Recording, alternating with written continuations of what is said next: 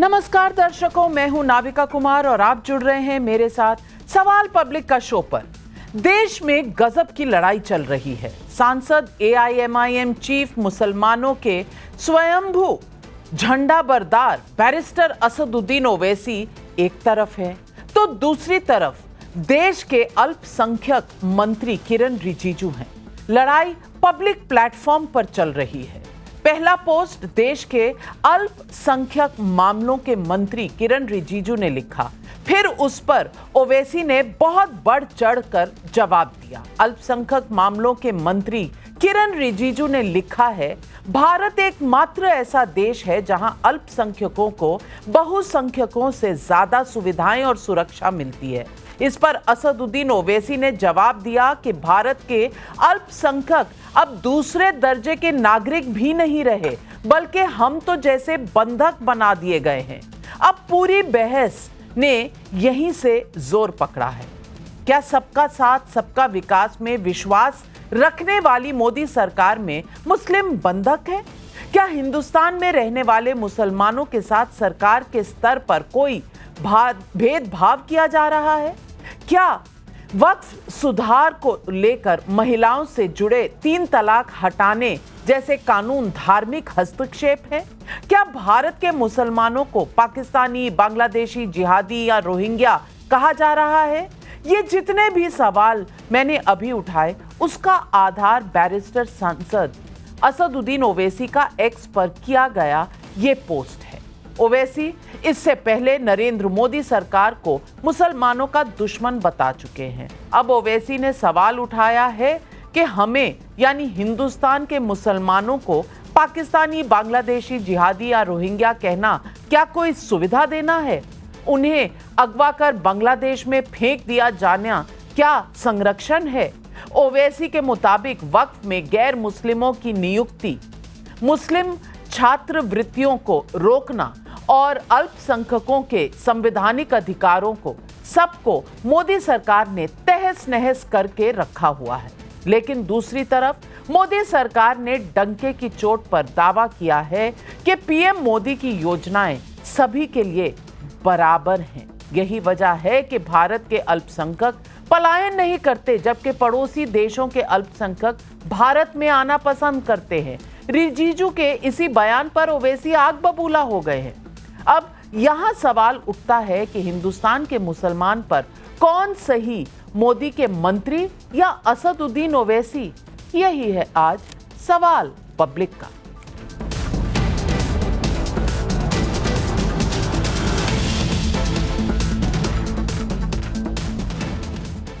आगे बढ़ने से पहले दर्शकों, मैं आपको फिर से बता दूं कि सवाल पब्लिक का शो जो है वो फैक्ट पर चलता है और इसलिए हिंदुस्तान में मुसलमानों की हालत को लेकर सामने लाए गए इस नए विवाद में आंकड़े बेहद अहम हो जाते हैं।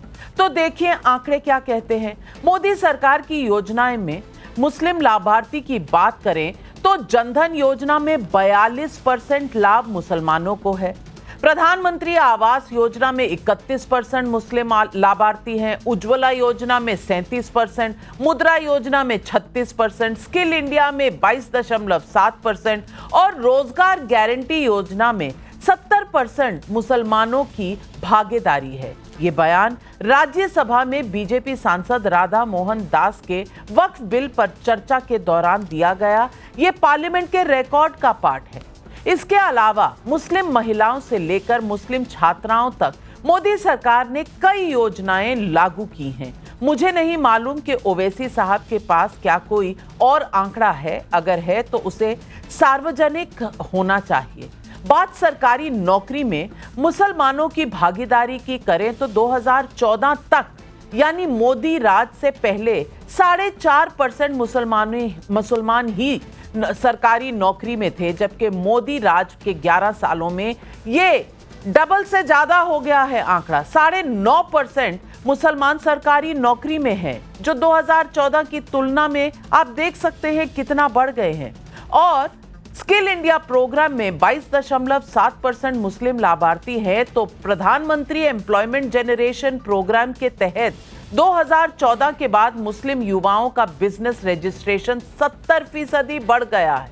बीजेपी कहती है कि आंकड़े और फैक्ट के खेल में ओवैसी जीत नहीं सकते, लिहाजा वो नैरेटिव का खेल खेल रहे हैं, जिसमें वक्फ में हिंदू की एंट्री को धर्म से जोड़ा जा रहा है, जबकि सरकार की नजर में ये प्रशासनिक व्यवस्था है। 3 तलाक को धर्म के आधार पर प्रचारित किया जा रहा है, जबकि सरकार और कानून के नजर में यह महिलाओं के अधिकार की लड़ाई है। दंगा फसाद से सख्ती से निपटा जा रहा है। ओवैसी के लिए शायद ये भी धर्म देखकर टारगेट करना हो सकता है, लेकिन कानून की नजर में दंगाई की जाति धर्म कुछ नहीं होता, कोई फर्क नहीं पड़ता। ये बात भी सच है कि जब वक्फ संशोधन बिल संसद में पास हुआ, इसी हिंदुस्तान के मुसलमानों ने मोदी सरकार की तारीफ की और मिठाइयां बांटकर खुशी का भी इजहार किया। इतना ही नहीं, विपक्ष मोदी सरकार को मुसलमान विरोधी बताता है, सरकार पर मुसलमानों के खिलाफ नफरत फैलाने के आरोप लगाते हैं। विरोधियों का आरोप है कि मोदी सरकार ने हज सब्सिडी छात्रवृत्ति योजना पर रोक लगाई। ये भी आरोप है कि मोदी सरकार मुस्लिम आरक्षण के खिलाफ है, लेकिन मोदी सरकार मुस्लिम आरक्षण को संविधान के खिलाफ बताती है, गैर संवैधानिक मानती है। इतना ही नहीं, मोदी सरकार ने तुष्टीकरण की राजनीति को ताला लगाने का भी काम किया है। सियासी पार्टियां भले आरोप लगा रही हों, लेकिन देश का आम मुसलमान कैसे मोदी के साथ खड़ा नजर आता है, ये आप खुद देख लीजिए। या अल्लाह पाक अब की दफे मोदी सरकार फिर से आए, आमीन। या अल्लाह पाक जैसे हम सब औरतें सुरक्षित हैं मोदी सरकार में, इसीलिए हम लोग सब दुआ कर रहे हैं, आमीन। या अल्लाह फिर से मोदी सरकार आए और सब घर की औरतें सुरक्षित रहें।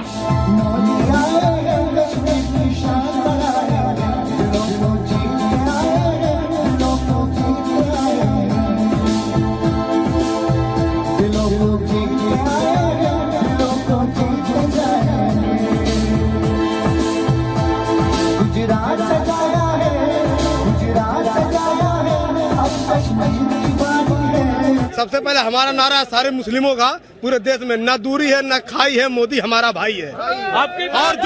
और मोदी की गारंटी 101% सत्य हुई है और होती रहेगी आगे भी।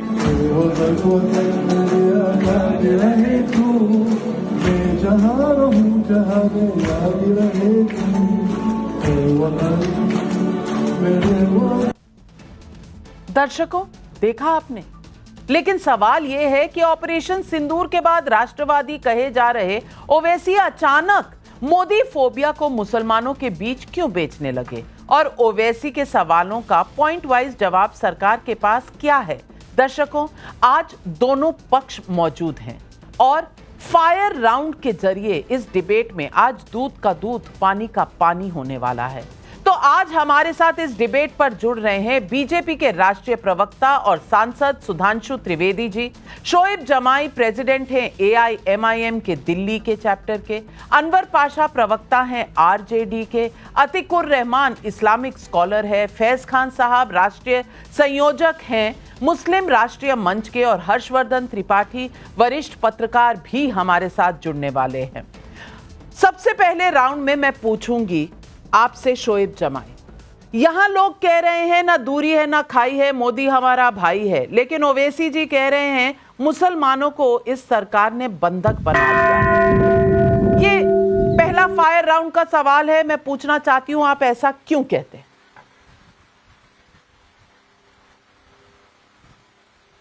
नाविका जी, जितनी आपने बातें अभी मोदी जी के बारे में बताई कि उन्होंने मुसलमानों के लिए इतने सारे काम किए, मेरा दिल भर आया, मेरे आंखों में आंसू आ गए कि मोदी जी ने इतने काम किए इस देश के मुसलमानों के लिए और देश के मुसलमानों को पता ही नहीं है।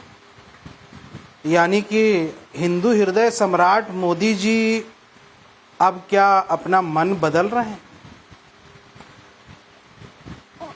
तो मैं बहुत ओवरवेल्म हो गया कि अरे वाह, इतना बड़ा काम मुसलमानों का उद्धार हो गया, मतलब ऐसा कभी हुआ ही नहीं था। ये जो लाभार्थी वाली बात, ऐसा तो 70 सालों में कभी नहीं हुआ था। पहली बार लाभार्थी योजना में सबको मौका मिल रहा है मुसलमानों को। इससे पहले तो बिल्कुल नहीं मिलता था, है ना? ऐसा है, इससे पहले तो कहीं कुछ नहीं मिलता था।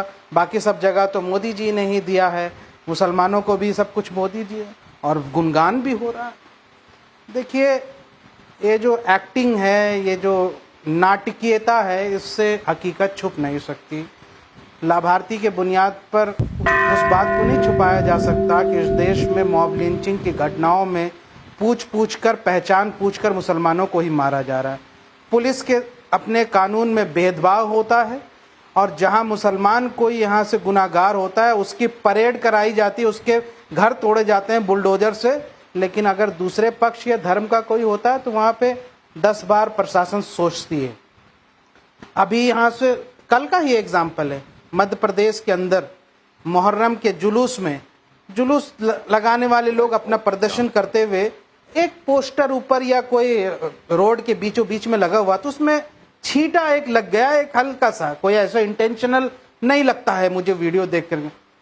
वो मुसलमान थे, मुहर्रम मना रहे थे, और पोस्टर भी किसी भारत का नहीं था या ये नहीं था, एक धार्मिक पोस्टर था, हिंदू राष्ट्र। उसके बुनियाद पर उन 4 मुसलमानों को 3rd डिग्री टॉर्चर दिया गया, परेड कराया गया, शारीरिक उसके साथ शोषण हुआ, और यहाँ पे मतलब कह सकते हैं कि एक फिजिकल टॉर्चर भी किया गया, और उसके बाद आप उसके घर तोड़ने की बात कर रहे हैं, नेसे लगाने की। ये कौन सा जुल्म है? क्या मुसलमान इतना गया गुजरा हो गया? ये 2nd क्लास का या तो 3rd क्लास सिटीजन आपने बना दिया। एक इंसान का राइट होता है, एक हुकूक होता है, एक सिटीजन की तरह आप उसके साथ कैसे बिहेव कर रहे हैं? यही मनसे के मोतीहारी में एक यादव भाई को मार दिया गया, उसकी याद तो नहीं आई होगी आपको। ये भी याद नहीं आया होगा कि बिहार में एक मंदिर पर भी टारगेट किया गया। लेकिन सुधांशु त्रिवेदी, इनके सवाल इतने हैं, जवाब आप दे दीजिए, क्योंकि इनको कन्विंस करना, इनको सब कुछ एक नाटक लग रहा है, ये बंधक बना दिए गए हैं। सुधांशु त्रिवेदी जी का जवाब शोएब जमाई को। शोएब जमाई, आपका फेडर डाउन। सुधांशु जी, जो शोएब जमाई ने कहा, मैं उसकी बात का आंशिक समर्थन करता हूं। वाकई 2014 से पहले स्थिति क्या थी? मैं उत्तर प्रदेश का रहने वाला हूं। उत्तर प्रदेश की ब्यूरोक्रेसी में 1947 में मुसलमान था 20%, और 2014 तक आते आते क्या रह गया? 2%। हमारी तो इसके लिए कौन जिम्मेदार था? 6 साल बीजेपी रूल में रही थी, और 61 ईयर सेकुलर दल। पश्चिम बंगाल, जहां आज तक एक भी दिन बीजेपी का रूल नहीं रहा है, वहां मुसलमानों की आबादी है 27, 28, 29%, और सरकारी नौकरी में है 1.8%। गुजरात, जिसके बारे में आप लोग तमाम अनेक प्रकार की बातें करते हैं, मुसलमानों की आबादी 10%, सरकारी नौकरी में लगभग 9% के आसपास। यह होता है ईमानदारी से काम करना। और उसके बाद देखिए, मुसलमान कहां से कहां पहुंचे। पढ़ाई लिखाई में मुसलमानों की स्थिति यह थी कि सैयद मुसलमानों का जो लिटरेसी रेट था वो एवरेज से 3 गुना ज्यादा था 1931 में। यूपी में सैयद मुसलमानों का लिटरेसी रेट था 24%, पूरे भारत का, उत्तर प्रदेश का था 8%।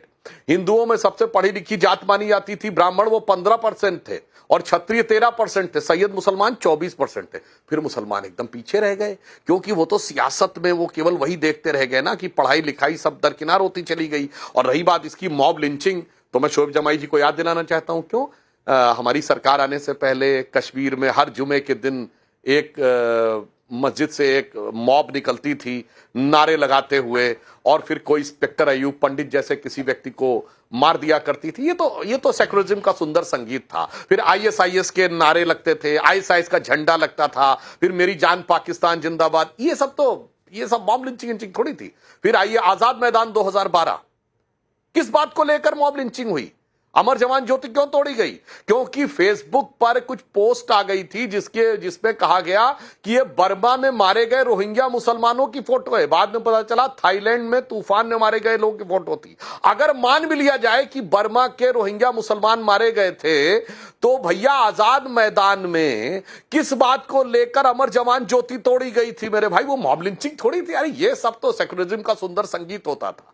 इसीलिए मैं कहना चाहता हूं नाविका जी, आज इस देश में 2 प्रकार के मुसलमान, एक है जो हमारे फैज भाई जैसे लोग बैठे हैं जो भारत माता की जय बोलते हैं, एक है शोएब जमाई के चीफ जो फिलिस्तीन की जय बोलते हैं। एक वो मुसलमान है जो भारत के लिए कंट्रीब्यूट करना चाहता है, जिसमें डॉक्टर कलाम से लेके वीर अब्दुल हमीद से लेके ब्रिगेडियर मोहम्मद उस्मान से लेके उस्ताद बिस्मिल्लाह खां से लेके बड़े बड़े शायर और नगमा निगार हैं। और दूसरी तरफ कौन है? वो मुसलमान है जो हमास के लिए रैलियां निकालता है, केरल से लेके कश्मीर तक, जो हिजबुल्लाह के लिए रैलियां निकालता है, जो सिर्फ फिलिस्तीन की बात नहीं है, जो आईएसआईएस के झंडे लगाता है, जो सर तन से जुदा के नारे करता है और उसके बाद सर तन से जुदा कर देता है। और उसके बाद इन्होंने अपना मुस्तकबिल क्या बनाया, मैं एक बात फिर रिपीट कर देना चाहता हूं। पूरे भारत में आज सबसे अधिक पढ़ी लिखी कम्युनिटी कौन है? वो है पारसी। 0.001% की माइनॉरिटी है। सबसे ज्यादा साइंटिस्ट, इंडस्ट्रियलिस्ट उन लोगों ने दिए हैं। सबसे प्रॉस्परस कम्युनिटी जो सबसे ज्यादा इनकम टैक्स पे करती है वो है जैन, एक माइनॉरिटी जो 1% की माइनॉरिटी है। सबसे एंटरप्रेन्योरशिप कम्युनिटी कौन है? सिख, जो 1.8% की माइनॉरिटी है। यहां तक क्रिश्चियंस में भी लिटरेसी का रेट बहुत अच्छा है। परंतु सबसे बड़ी माइनॉरिटी जो है, माइनॉरिटी में प्रचंड मेजॉरिटी जो है, वो जो है आज सबसे पीछे है। और तब जो नाविका जी मैंने पहले बोला था, पार्लियामेंट में दोबारा रिपीट कर देता हूं, जब आजादी मिली तो ना कोई क्रिश्चियन रियासत थी, ना कोई यहूदी रियासत थी, ना कोई पारसी रियासत थी। एक आधा महाराजा पटियाला को छोड़ दे तो 1-2 सिख रियासतें थी, बस मुसलमानों की लाइन लगा के रियासत थी। नवाब पटौदी, नवाब रामपुर, नवाब भोपाल, जूनागढ़ के नवाब, भोपाल के नवाब, हैदराबाद के निजाम, और आके कहां से कहां फंस गए मेरे भाई। क्योंकि जो हुक्मराने वक्त थे, बिल्कुल पुराने वक्त थे, वो आज मजलूम हो गए क्योंकि सेकुलरिज्म के जाल में ऐसे फंसे कि उलझलूल हो गए। मैं आज आपसे पूछना चाहती हूं आतिकुर रहमान, और सवाल मेरा इतना है, क्या मोदी साहब ने तुष्टीकरण की राजनीति पर चोट लगाई है, इसीलिए ये बंधक वाला नैरेटिव सेट किया जा रहा है और चुनाव का वक्त तो है ही? सही कहा नाविका जी आपने कि चुनाव के वक्त के तहत ही इतना मुलायम नजर आ रहे हैं हमारे सुधांशु जी भी और बीजेपी भी। और इसमें आप शक कैसे कर सकती है? ये तो गिनती गिना रहे हैं 11 साल से।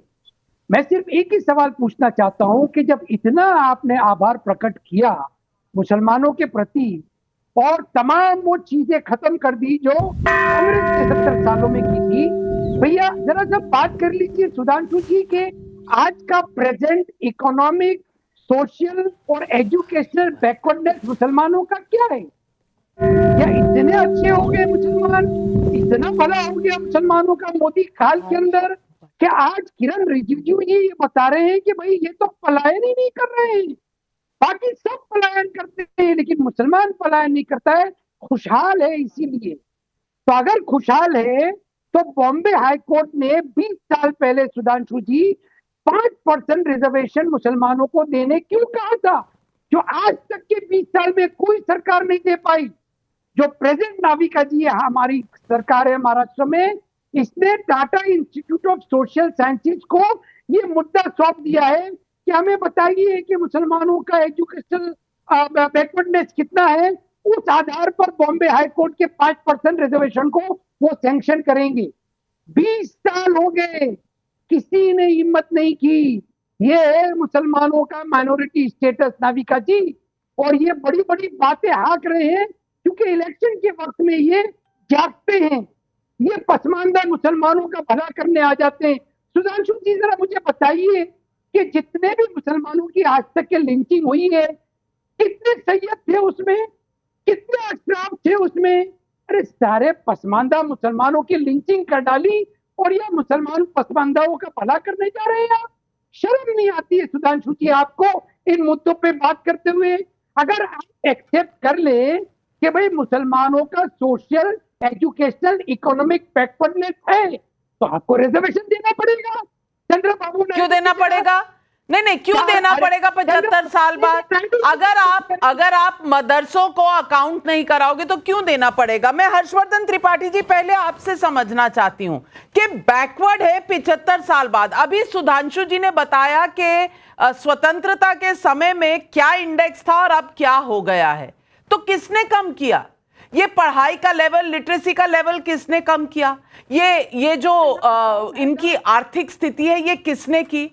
खुद भी कोई कम्युनिटी आगे बढ़ेगी? पारसीज के साथ क्या हो रहा है, वो खुद आगे बढ़ने की कोशिश नहीं कर रहे। मैं पूछना चाहती हूं ये कहां तक जायज है जो आरोप लगा रहे हैं अतीकुर रहमान? देखिए नविका जी, मुझे बड़ा आश्चर्य हो रहा है कि अतीकुर रहमान जैसे इस्लामिक स्कॉलर ये बात कर रहे हैं। जब कोई एक कम्युनिटी सिर्फ और सिर्फ अपनी पूरी ताकत महिलाओं के अधिकार छीनने में लगा दे तो यही होता है।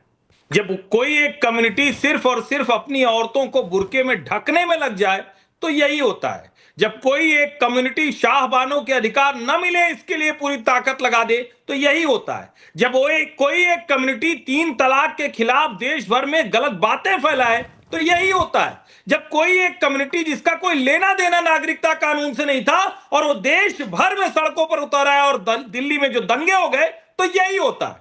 लेकिन सवाल यह है कि हम माइनॉरिटी क्यों कह रहे हैं मुसलमानों? मुझे तो नहीं लगता कि अतीकुर रहमान, शोएब जामई या जितने लोग भी इस डिबेट में जुड़े और जो भी मुसलमान है वो कोई हिंदुओं के सामने माइनॉरिटी है। सेकेंड लार्जेस्ट मेजॉरिटी है नविका जी। क्योंकि शब्द चयन गलत हो रहा है इसलिए सारी गड़बड़ हो रही। क्या अल्पसंख्यक मंत्रालय में मुसलमानों के कल्याण की योजनाएं चलनी चाहिए? मैं तो इस पर सवाल खड़ा कर रहा हूं। और जो आरक्षण की बात कर रहे हैं, क्यों कन्वर्ट हो गए भाई? किस वजह से कन्वर्ट हुए थे? क्योंकि रिलीजियस बेसिस पर रिजर्वेशन का कोई प्रोविजन नहीं। लेकिन क्या मुसलमानों के लिए योजनाएं नहीं चल रही हैं? क्या एक कारीगरी से लेकर अलग अलग योजनाएं शिक्षा के क्षेत्र में नहीं चल रही? और क्या इस देश में हज के लिए तो राजनीतिक वोट बैंक के तौर पर इस्तेमाल किया जाएगा? क्या वो पार्टियां दूसरी तरह से इस्तेमाल नहीं कर सकती थी अपने अधिकार मांगने की बजाय? और किरेन रिजिजू ने जो कहा है, जो लिखा है, उसको गंभीरता से सुना समझा जाना चाहिए। हिंदुओं की तुलना में मुसलमानों को ज्यादा योजनाएं, ज्यादा अधिकार, ज्यादा हर तरह से सरकार उनको ज्यादा सब कुछ दे रही है। क्यों दे रही? क्योंकि इस देश में एक माहौल बनाया गया, इस देश में एक माइनॉरिटी फोबिया बनाया गया और उसके आधार पर नहीं, ये अपराध बोध है, हिंदुओं को बाद में देख लेंगे। मुझे लगता है इस पर डिबेट होना चाहिए। और मैं फिर कह रहा हूं, दूसरी सबसे बड़ी आबादी है, सेकेंड लार्जेस्ट मेजॉरिटी। बिल्कुल, और मोदी ने तुष्टीकरण बंद करा है और तुष्टीकरण के खिलाफ खड़े हैं, इसीलिए दर्द हो रहा है। लेकिन अनवर पाशा जी मैं आपसे पूछना चाहती हूं, ये फायर राउंड 3 है हमारा, इसमें यह पूछना चाहती हूं कि ओवैसी जी को आज दर्द क्यों हो रहा है? इंडिया गठबंधन में दाल नहीं गल रही तो क्या ओवैसी मुसलमानों को रिझाने की कोशिश कर रहे हैं? क्या यह सही है? क्या आपकी जमीन खिसक रही है? बताइए ना, ये इंटरनल कंपटीशन है क्या?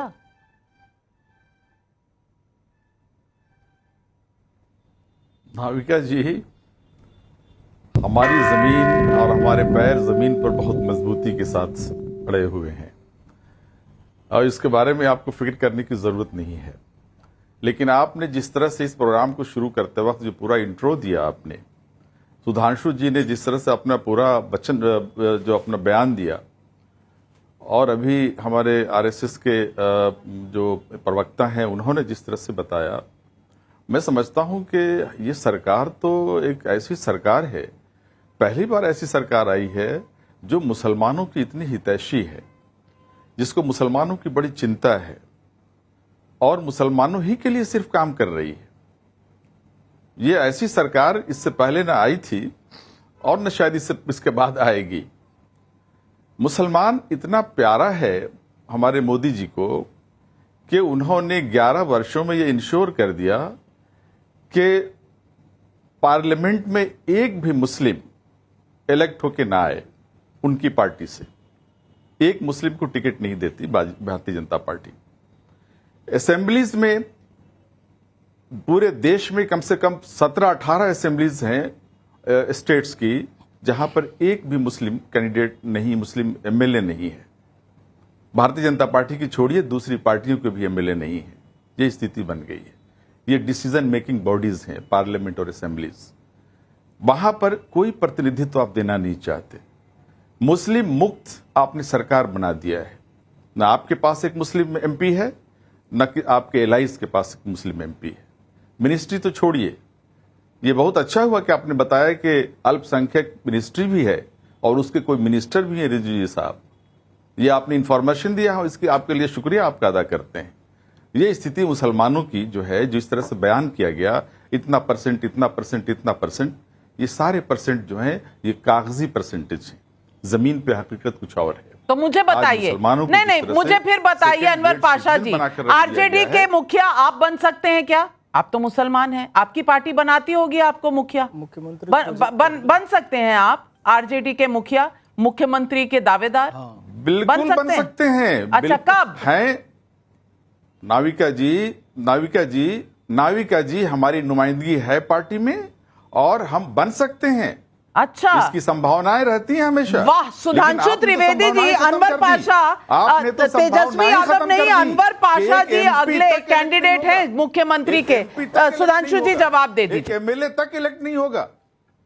नहीं, देखिए अनवर पाशा जी ने अभी मुसलमानों के संभावनाएं भी रहेंगी। तो मैं इनसे पूछना चाहता हूं, प्रतिनिधित्व खत्म कर, आप तो मुसलमानों के बड़े भारी खिदमतगार हैं ना, तो 545 सीटों में लोकसभा में आपको 20% के हिसाब से 110 मुस्लिम कैंडिडेट जिनको टिकट दिया, और कृपया सूची हमें दे दीजिए, सोशल मीडिया में पोस्ट कर दीजिए।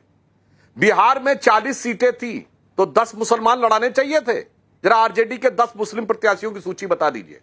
उत्तर प्रदेश में 80 सीटें थी, कांग्रेस और इंडी गठबंधन ने मिलकर 20 मुसलमान दिए क्या? जरा बता दीजिए। दूसरा सबसे बड़ा राज्य आज उत्तर प्रदेश के बाद महाराष्ट्र है।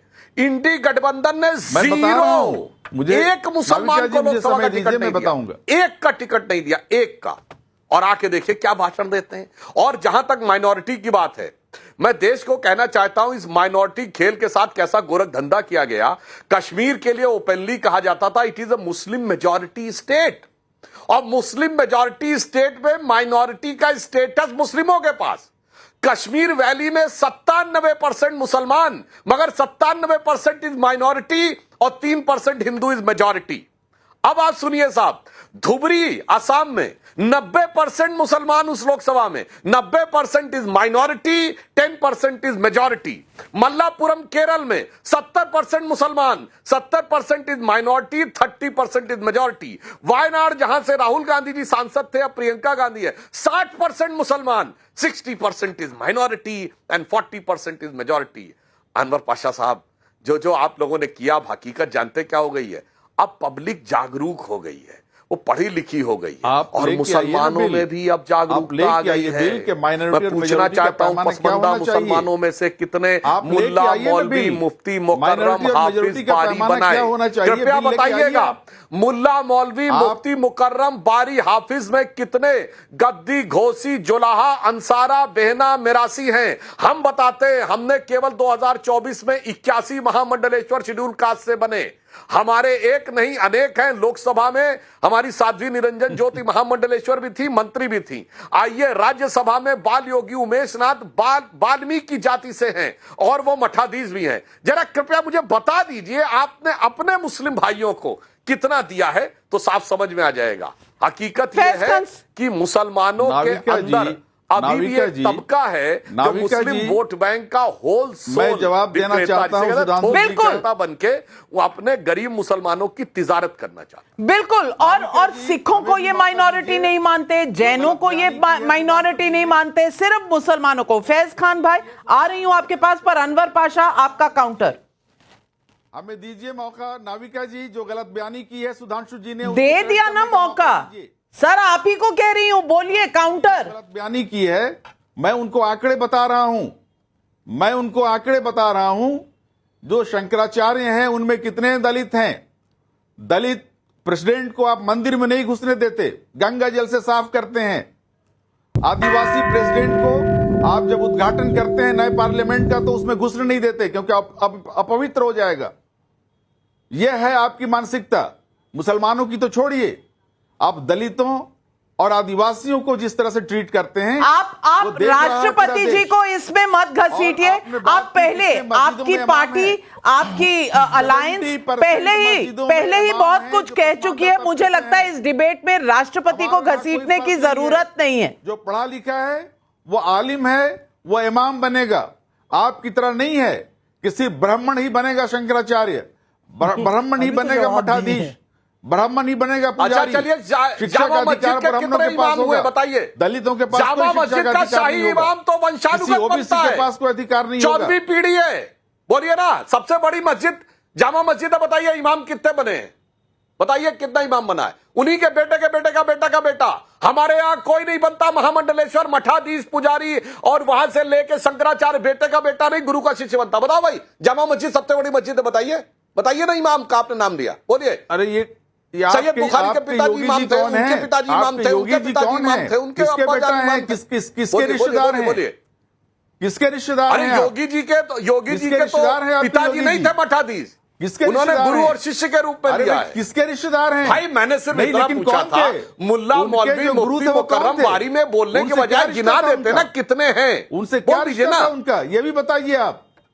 नहीं, लेकिन अनवर पाशा मुद्दे को घुमा रहे हैं। फैज खान भाई, ये मुद्दे को क्यों घुमा रहे हैं? ये 3 तलाक पर जवाब क्यों नहीं देते? ये क्यों नहीं मानते कि अगर हज पर जाना हो तो पहले महिलाओं को हमेशा भाई या पिता के साथ जाना पड़ता था, अब ऐसा नहीं है, उनका सशक्तिकरण हुआ है। ये शाहबानो केस का उल्टा करने वाले ये आज मुसलमानों के इतने हिमायती हो गए। शाहबानो मुसलमान नहीं थी क्या? बिस्मिल्लाहिर्रहमानिर्रहीम रब्बिश रहली सदरी व यसिरली अमरी वहलुल उक़दतम मिन लिसानी यफ़क़हू क़ौली। बिरादरान हिंद, अस्सलाम वालेकुम रहमतुल्लाहि व बरकातहू। भारत माता की जय। आदरणीय नाविका जी, देखिए, ये शाहबानो वाला मामला हो या हज में महिलाओं को गैर महरम मतलब बिना महरम के साथ जाने का अधिकार है, वो अकेली अब जा सकती हैं, या फिर हज का कोटा बढ़ाया जाना हो, ये सब मोदी सरकार ने किया है और इस पर कई बार चर्चा हो चुकी है। मैं आंखों देखी बात करूंगा क्योंकि यहां पर मुसलमानों की बात हो रही है, क्योंकि ओवैसी जी ने यह कहा है कि मुसलमान 2ym दर्जे का नागरिक हो गया, बहुत असुरक्षित हो गया है, उन्हें भगाया जा रहा है। मैं विशुद्ध आंखों देखी आस्था की बात करूंगा और सुधांशु भैया भी उस समय गवाह थे मेरे साथ। मैं एक शो में बैठा था, वहां पर अजमेर दरगाह के जो दीवान साहब हैं, जो कि डायरेक्ट वंशज है ख्वाजा मोइनुद्दीन चिश्ती अजमेरी रहमतुल्लाह अलैह के, वहां पर MIM के प्रवक्ता उनका अपमान कर रहे थे और प्रधानमंत्री नरेंद्र मोदी जी अजमेर दरगाह में हर साल चादर भेजते हैं। मैं भी मुसलमान हूं, मैं दरगाह वाला मुसलमान हूं, मैं दरगाह पे फूल चादर वाला मुसलमान हूं, मैं सलातो सलाम पढ़ने वाला मुसलमान हूं।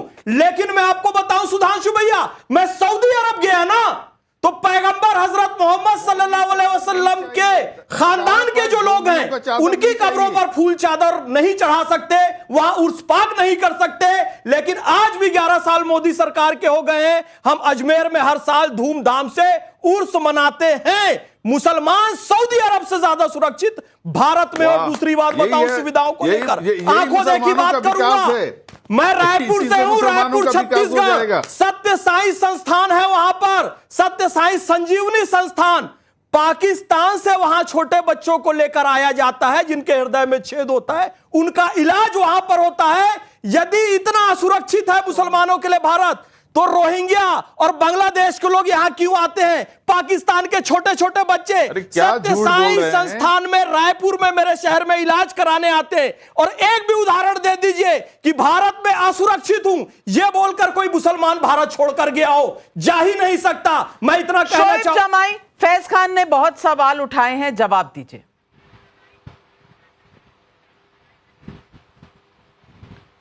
ये देखिए, सवाल तो माननीय मंत्री जी अल्पसंख्यक विरोध मंत्रालय के मंत्री किरण रिजिजू ने उठाए थे कि मुसलमान जो है वो पलायन नहीं कर रहा।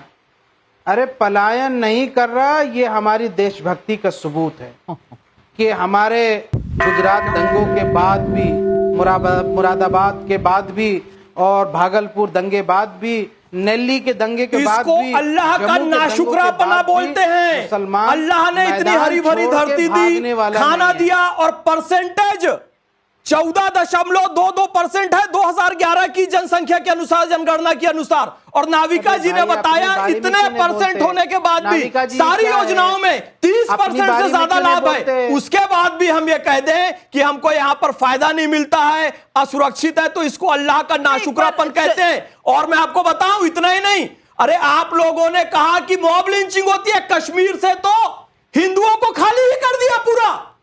खत्म कर दे रहे हो। फैज खान भाई जो कह रहे हैं इसमें गलत क्या कहा उन्होंने, आप फैक्ट चेक कर दीजिए। गलत क्या कहा बताइए।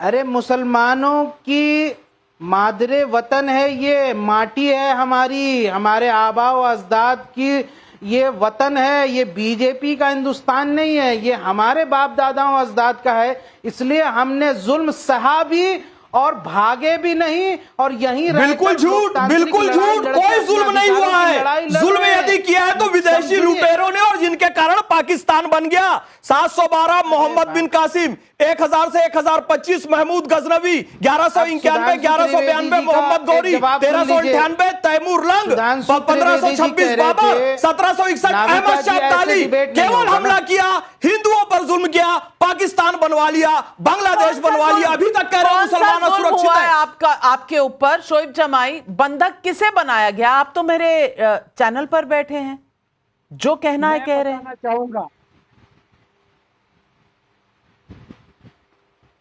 कभी अखलाक पहलू इनके खानदानों से, इनके घर वालों से पूछकर देखा आपने? कभी अजय यादव की बात की आपने? के नाम पर पिछले कभी अजय यादव की बात की आपने? बंद है, बताइए। कभी कन्हैया की बात की आपने? कभी रामगोपाल मिश्रा की बात की? मैं जवाब देता हूं, नाविका जी सुनिए, सुनिए, अरे भाई सुनिए ना, जवाब देता हूं मैं। अभी सुधांशु त्रिवेदी ने कहा कि मुसलमान पिछड़े हो गए, मौका नहीं मिला। इस देश में सबसे ज्यादा लिटरेसी रेट जो है वो केरला के अंदर है। सबसे ज्यादा संपन्न मुसलमान केरला में, सबसे ज्यादा पढ़े लिखे मुसलमान केरला में। वो किस लिए? क्योंकि अपने बलबूते पर खड़े हुए और वहां पे मुसलमानों के साथ भेदभाव नहीं हुआ, तो केरला संपन्न हो गए। नहीं, तो केरला क्या किसी और देश में है क्या? स्कॉलरशिप केरला खत्म कर दी। केरला किसी और देश में है क्या? तो फिर यहाँ से क्या? और केरला में सिर्फ मुसलमान पढ़े लिखे नहीं है, हिंदू भी पढ़े लिखे हैं, क्रिश्चियन भी पढ़े लिखे हैं। सुधांशु त्रिवेदी जी, खत्म कर दिए। नहीं, मौलाना आजाद फेलोशिप खत्म करके आपने कौन तथ्यों पे बात करिए, भरमाने की बात कर दिया? बताइए, ये जवाब देंगे सुधांशु जी? बोलिए ना। मौलाना आजाद फेलोशिप खत्म किया कि नहीं किया? बताइए। ये फैक्ट नहीं है? इज इट अ फैक्ट और नॉट? हाँ, अब मैं जवाब दे दूं। देखिए, जो पहले इन्होंने केरल की बात कही, तो केरल में भारत की साक्षरता दर सबसे ज्यादा है। और वो क्यों ज्यादा है, ये नाविका जी आपके करोड़ों दर्शकों को बता देना चाहता हूं। जब भारत स्वतंत्र हुआ तो उस समय ब्रिटिश इंडिया में रेट ऑफ लिटरेसी सबसे ज्यादा नहीं थी। पूरे भारत में सबसे ज्यादा लिटरेसी त्रावणकोर की रियासत में थी, 47%। 1947 में पूरे देश में 10 या 11% की रेट ऑफ लिटरेसी थी।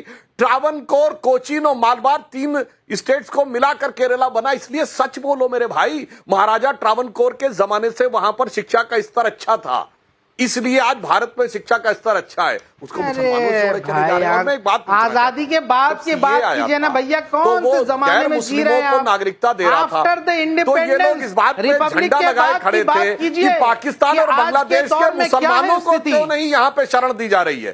तो एक बार मेरे विचार से शोएब जमाई जी दिल खोल के कह तो दीजिए कि पाकिस्तान और बांग्लादेश में मुसलमान कम सुरक्षित है और मोदी के हिंदुस्तान में ज्यादा सुरक्षित है। क्यों नहीं बताइए ना, वरना सीए में क्यों कह रहे थे कि सिर्फ हिंदू और सिख और बौद्ध को दी जा रहा है, क्रिश्चियन को दिया जा रहा है, मुस्लिम को नहीं दिया जा रहा है? कहिए ना, 11 सालों में मुसलमानों की साक्षरता के लिए क्या अभियान चलाया आपने? क्या यहां से ऐसे स्टेप्स उठाए आपने? बताइए, ताकि आपने यूनिवर्सिटी में यहां से बहाली खत्म कर दी, मुसलमान टीचर देख सब कुछ हो रहा है, लेकिन पब्लिक सवाल पूछ रही है। भंवर ओझा कानपुर से, क्या बांग्लादेशियों और रोहिंग्याओं को घुसपैठिया बोलना गलत है? शिशिर भालचंद्र घाटपांडे भोपाल से पूछ रहे हैं, विपक्ष को सनातनियों की लिंचिंग क्यों नहीं दिखाई देती? उस समय समूचे विपक्ष की बोलती क्यों बंद हो जाती है? शंकरलाल राठौर देवास से पूछ रहे हैं, क्या 11 साल से देश में गैर संवैधानिक सरकार है जो संविधान से नहीं बल्कि किसी धर्म से चलती है? धीरज अग्रवाल मेरठ से पूछ रहे हैं, दुनिया में ऐसा कौन सा देश है जहां भारत से ज्यादा मुसलमानों को आजादी मिली हो? ये सवाल पब्लिक पूछ रही है। और पब्लिक से हमने जब सवाल पूछा और एक सर्वे किया, एक क्विक सर्वे हमने सोशल मीडिया पे किया, 25,000 का सैंपल साइज। क्या ओवैसी बंधक वाले नैरेटिव से मुसलमानों के लिए नई सियासी पिच तैयार कर रहे हैं? हाँ कहने वाले 85% लोग, ना कहने वाले 11%, कह नहीं सकते 4%। 85% लोग मानते हैं कि यह नई पिच की तैयारी है।